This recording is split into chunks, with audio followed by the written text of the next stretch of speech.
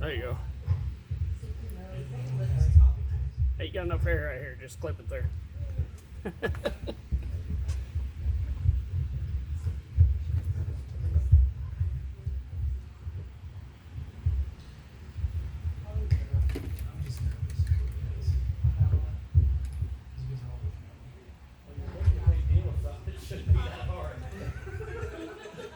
Say it. I put it back exactly where it was this time. Thank you, Jesus. Alright. Romans 12:11. It says, not lagging in diligence, fervent, having or showing great warmth or intensity of spirit, feeling enthusiasm. In spirit, serving the Lord. I added that, the having, showing great warmth or intensity of spirit. That's what I wanted to talk about this evening. So when God told me let's talk about this, it's one of those things where it's probably one of the things, at least in the context of what I'm going to be speaking about, what I struggle with, and what that is enthusiasm.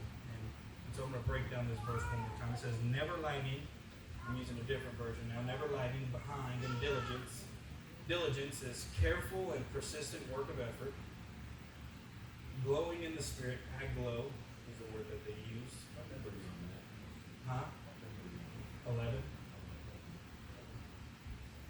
Aglow in the spirit, enthusiastically, having or showing intense and eager enjoyment or interest serving the Lord. So we live in a world that is against Christianity, that is against Christ. We live in a county that is, for the most part, for Christ. We live on the Bible Belt, and the kind of places I come from, we really didn't hear about Jesus the way we hear about Jesus around here. And some of the struggles that we battle on a day-to-day basis is we face dullness in our walk, laziness. We get caught in a routine. You're in a routine, and you're seeing the same thing over and over and over, and it's hard to get excited. This is something I think that, I don't know. I guess, like I said, this is something for sure me. When God said, "Yeah, talk about this," I guarantee you, some of these people they worship a little bit more excited than I do. So it's hard for me to stand up here and tell people, hey, get excited. I don't know. Maybe he just got me up here to talk to me. Don't start excited. Whitney? No, you. Poor body, brother. Poor body. Body of Christ, we're one. Thank you. I struggle with that.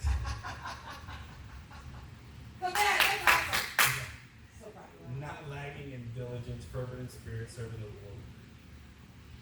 So we're called to warm relations, good manners. Also, we're called to hard work, and the church is not a place for laziness. The word that comes to mind when I began to read the scripture, when I began to go over it, when God was speaking to me and talking to me, obviously when he was giving it to me, he's talking directly to me. He's not like, go out there and talk to Brother Boyd. He's needing this, but he's giving me a message, and the word that he gives me is passion. And so for passion, the definition for passion is strong. This is the Goggle definition, is strong and barely controllable emotion. The book of Goggle, for those of you who don't know. And how it relates to the word when it's uncontrollable, when your passion, when your emotions are uncontrollable, you tend to be persistent, enthusiastic, eager, and you're passionate about something. So our city is a town or county or, I don't know, I've been to some places in Missouri, but Missouri is known to be the Bible Belt. And it's there's many people who are heavy after Christ. We have many people who love Jesus and serve Jesus enthusiastically. There are people who want to go in there, get it done. They have this just absolute passion to serve the Lord. All their conversations, everything they do See, there's t-shirt Christians, but then there's passionate Christians that all their shirts are Jesus t-shirts, Yeah. and everything they own is Jesus and Jesus Smoky things. Mountain, Smoky Mountain. I'm just saying. Like I said, y'all was having me talk to somebody. Yeah. I know it was. But we have the passion. The passion is important. The passion, to have passion in our walk, is important. See, so when I have passion, so often everything we do is for God. We live, we breathe, we serve. It's all for God. This passion is an expression. That's what Winnie did. Winnie expressed what she was feeling. So this passion is an expression of what we're feeling inside, the expression of the work that God is doing in our lives. And passion is important not only for us, because if you're busy expressing something, generally you're not worried about something else, but it's important for the unbelievers, it's important for the believers, it's important for everybody around you. When he says that you're the salt and light of the earth, your passion for Christ is a part of that light. And so to have passion is to have a walk with Christ and not be passionate about it. That's where I struggle when it comes to the enthusiastically part, is the expression. Don't necessarily express it with us little thing. Really, it's just, we're not here for you. We're here for you guys. There you go. So I'm gonna talk. I'm gonna be fast. I'm gonna be fast. And I know it's warm, but No, it's hot. Extremely hot. work outside all week. It's warm here. We're blessed. I wish you would wait outside. We're blessed. Sometimes. So I want to talk about angry passion first. We're going to talk about angry passion. When I think of angry passion, I think of Christ flipping the tables. And this is a passion that I think a lot of us, if not all of us, we feel and we express when we walk with Christ, we live for Christ, we're all about Christ, we're fully all in. We start to get mad at the devil. We start to get mad at the things that the devil is doing. We're able to identify these things a lot easier. We don't get so caught up in the world things and making people our enemies, but we start making the devil our enemy. So the devil, he's invading our homes, he's invading our schools, Yep. he's invading our communities, he's invading our relationships, our friendships, he's invading our churches. Yep. The devil is moving in on these things. And so often when the devil moves in on these things, so fast do we just point at one another. So fast do we point at the man or the woman or the child or the circumstances. So fast do we point fingers at everything except the thing that's causing it all. Now I'm not saying that every time we mess up that we get to blame the devil. That's not what I'm saying. But what I'm saying is when our schools are telling our children that they can be girls if they want to, and they get counseled. When our neighborhoods are saying that you don't have to believe in Jesus and you can still have a life full of love. When our court systems have judges and politicians and everything else, that all they're trying to do is serve man, and when I say man, the people that are above them, to chase after their positions. They're not out there to seek true justice. See, Christ gives us justice, but these politicians, the ones that are out there serving the devil, those are the ones that are not living for God. Our relationships, when we start having problems in our relationships, and instead of acknowledging the fact that the devil has got a foothold on us over something simple, over a mess or finances or something that God already said that he would provide, the devil starts to come in and starts to whisper in our ears and show us things that makes us doubt that God is going to work on our behalf. To have passion, to be angry at the devil for those things. Now that's the passion that we should all have. We have passion, but it's not always pointed at the devil, that anger, passion. And so as we go forward and we start to stomp on the devil, we start having passion on defeating him. That passion, that anger passion. See, when Jesus went in, Jesus flipped tables. And sometimes what we need to do is we need to look into ourselves and flip some tables. Yeah. Sometimes we need to uncover some things that aren't of God, and sometimes we need to accept these things. I know a lot of us, all of us, and hopefully all of us, we want to believe that we are doing every last thing that we can to live for God, but the reality is sometimes the devil moves in on our lives, ever so slightly, over small little things. Right. Like Whitney said that she crashed her car one time ago, that she would have been a wreck. Things like that. The devil's like, you're never going to come back from this. It's the first party you have in a long time. You're never going to come back. This is going to destroy you. You're stuck wherever you go. Now Sister Alice is going to be your Uber. Sister Alice loves you, so she'll go do it.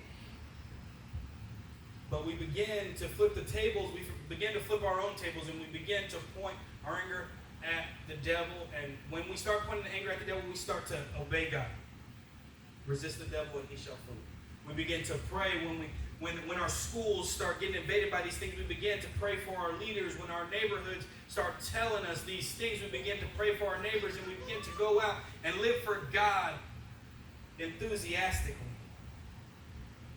When our court systems start to fail us, we begin to pray for them. When our relationships start to get infested by the devil's works, we begin to pray over our spouses, pray with our spouses, pray with our friends. Instead of rejecting our friends and our spouses because they're not as holy as we begin to pray for them. We begin to get closer to them, because obviously if they're not where they need to be, they need more Jesus. And if we're getting to a point where we start to reject other people, we need more Jesus. Amen. Come on. When our churches start to get invaded by the devil, people influenced by the devil, then they're right where they need to be. The church is for the sick, but those people, they come in. And this is why unity in a church is so important, is because when the devil starts to work in a church, it doesn't cause division amongst us. Because we work as a body. When we get here, somebody turns the music on. Somebody cleans every week. Somebody turns the TVs on. Somebody brings food. And we're in this together. But when you start having the devil start working, then people stop bringing food. Right. TV's not on, and somebody else has got to turn it on, and then you got to hear me complain and whine because I had to turn the TVs on. And then if I start cooking, then we're all in trouble. And getting angry at the devil. One of the most exhausting things for a Christian to go through is having passion for the lost. The reason why it's exhausting, because we sit here and we see people who we absolutely love and we build bonds with and we build relationships with, and they're in and they're out and they start to struggle. And one of the most exhausting things for a Christian to go through, it's also the most rewarding thing for a Christian to go through. We sit here and we see men and women go through our struggles and go through these different things. And as they go through these different things, we see them succeed. We get to see them get back up. We get to see them keep going. We get to see them love Jesus, and we get to see them bringing people to Jesus and helping and contributing to building the kingdom. So our passion for seeking the lost, the biggest questions that we run into when we have passions for seeking the lost is, why do we have a passion for seeking the lost? Is our passion for seeking the lost to get a pat on the back? Is it because we have influence or something like that in it? Is it because the lost that came, they were involved in my group, and that's why I'm passionate about it? Is it because the lost that came, they were involved in my church, so I'm passionate about it? Is it because it was something that I said that helped that person? Is that why I'm passionate about it? Or do you just outright have passion for it? Do you just have passion for the lost? Or are you just passionate for the blessings? Be nice now, be nice. This is all for me, like I said. This is when God said go, they're talking to say, God, all right, man, but you stepping on my toes right now. Can you give me something else? Right. So when we have these different passions, like I said, our passions, the reason why they're important is because it is the expression of the things that God is doing in our lives. When we go out and we live and we walk and we do all things of Christ, and we're not enthusiastic about it, and we're just kind of there, people see that. See, most people when they come to Christ is because they're hurting, they want something different. And most people, what they see in you is they see that light. They see that eagerness to serve. They see you go through trials and as if you weren't even scratched. They see you go through things, and your answer is always simple. It's like, well, Jesus got me. He's going to get me through this. You know, he got me this far. He's not going to let me down now. When we start to deal with these things, when people start seeing how you deal with these problems in the schools and the court systems and your relationships, when people see those things, people want to be a part of those things. Yep. When people see the way that you handle your relationship problems is sometimes just on your knees with each other. Yep. Sometimes one-on-one, talking with each other, loving on each other. Love is always involved when the devil starts to try to come in. Your passion is always, the way that you fight the devil is with good things. Yeah, there you go. There's no other battle that you're going to fight with good things other than a battle with the devil. So this is, like I said, it's a fast one. I'm going to get you guys out of here pretty quick. But the passion and the enthusiasm and the intensity, it says, never lagging in diligence, fervent in spirit, serving the Lord. It's important not only for us to have this passion, but for us to be as consistent as we possibly can with the passion. It's not, me and Mark, we've spoke before, and he tells me, you know, you cannot be like an emotional roller coaster every single time when you're going through stuff. You know, we have people that we can go to with these things. What I'm saying is you don't have to, I'm not telling you to shove these things down, but what I'm telling you is show consistency. When you're leading a group of people, everybody here as a believer and follower in Christ, you are leading someone, somewhere, somehow. Yeah. And it is important for your consistency, because when we don't realize that these people follow you, no matter what you do, if you're living for God for years and years and years and years, and these people who are following you watch you start to struggle and get angry, and when you go into the grocery store, they mess something up, or when you go to a restaurant, they messed up your order, and you're getting angry at the cook or at the waitress even. And you start getting angry, and they see those things. When you start falling back into different addictions and failures, you start following the people who are following you, see those things, and it's like, well, if they can do it, I can do it. You see it so often. You can tell these things. Now, I'm not saying that you're 100% responsible for them, but you are 100% responsible. Quit it, Whitney. Quit at me. Somebody help her. See, that was me being passionate right there. We're 100% responsible for our part. We're 100% responsible for how we react, like how I did with Whitney. It was okay. But we are responsible for our part in these things. We're responsible for how we express these things, because this is what the world sees. And it does. It seems so just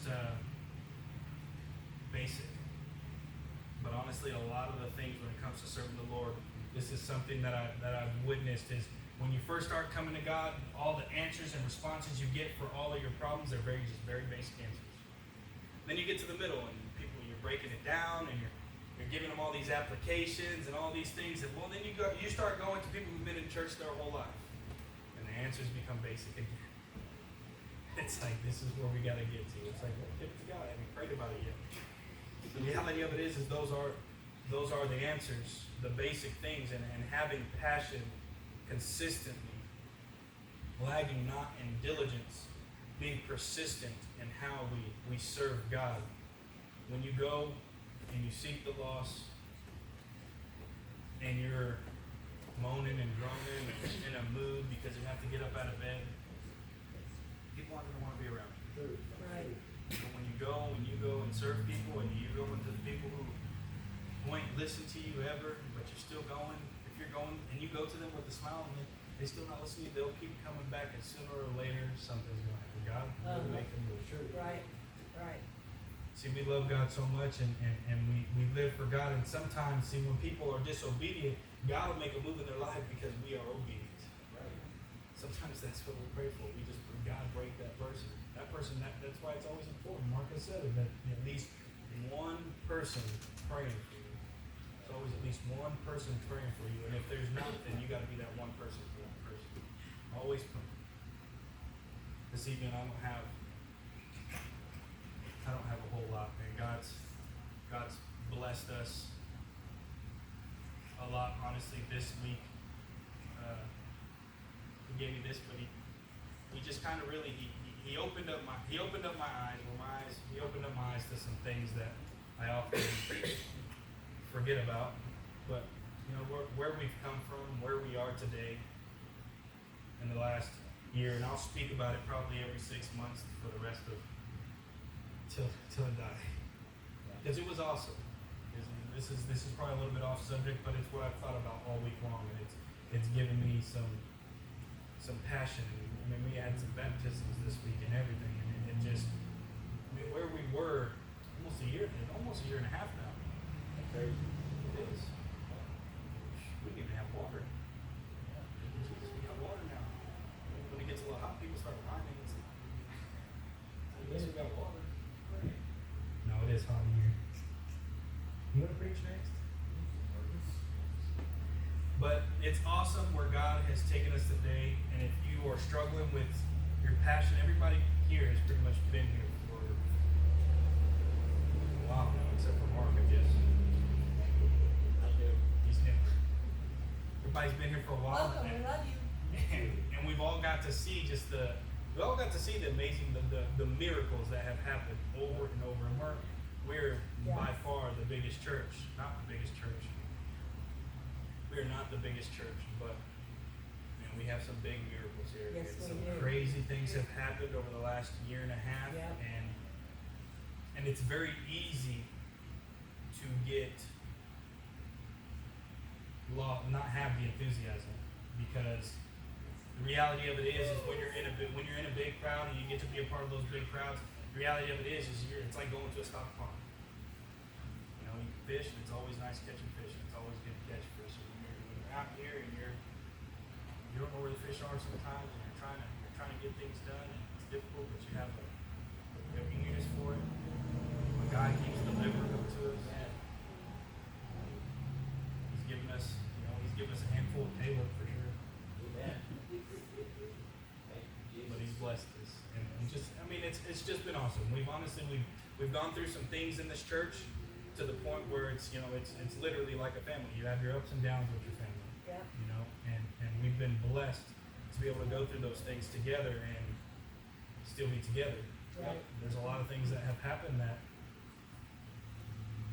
can be bad for people who don't have Jesus. When those things start to come, like I was talking about, the devil starts to come, it invades our church and our families and all those things. And when those things happen and you don't have Jesus in the center of it, those things get destroyed. Right. But the devil, it didn't work here. Absolutely. And we keep serving, and we come back stronger, and we've been made better for it. Or when, there's places that cancel church because there's no air conditioning. We try to talk Mark into it, but he wasn't for it. So here we are. It's gonna be hot in hell too. Yeah, so we're getting ready for it, right? Get some of you ready. Get some of you ready. I want you to have shots. But God's been good, man. I didn't have a long one this week. God's another thing I'm going to confess about here is what I got caught up with, and I shared this in group. when giving these sermons, I've gotten caught up with having a good sermon so that people were reached and people were touched, and that's important. But I lost my sight on giving these sermons for Jesus, Yeah. for doing it for Jesus, and doing it for Him, and only for Him, and allowing Him to do the work. Sometimes, see, God gives us gifts, and He's blessed me with a gift that I'm not. Even when I'm nervous, I guess I don't show my nervousness, and He's blessed me with the ability to get up here and deal with me every week. 2 more weeks. And sometimes we can use our blessings for ourselves, and that's kind of how I felt. And He kind of checked me on it last week, and it was, sometimes it can be discouraging when you're up here and you're preaching sermons and there's no response. That you can see. There's no response that you can see, and it's difficult. And when you're giving sermons, you talk to people on a day-to-day basis, and you hear how critical they are on preachers. And when I say how critical they are is when they correct preachers on things and say this, and this, and it's like you have no absolute, but you hear that. And these are the kind of people that, I'm not saying, hopefully not many of you guys are like this here, but it makes you nervous when you get up here and you speak. Because you want to come correct. And so I did. I got caught up a little bit with giving sermons, trying to please people and speak nice and do all of those things in the last 2 weeks. And maybe this was one of those weeks for it. Is a lot of the times I try to hit my mark on about 30 to 45 minutes.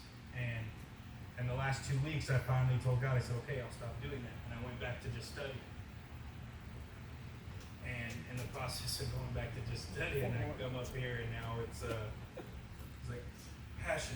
And for me, the reality of it is even when I give that sermon, I know that it's truth that we have to have passion and all that stuff. But the inside of me is like, that's the best you got. Good enough. That's the voices that we hear. And I'm just being honest now. That's the voices that we hear, and that's the battle that I face.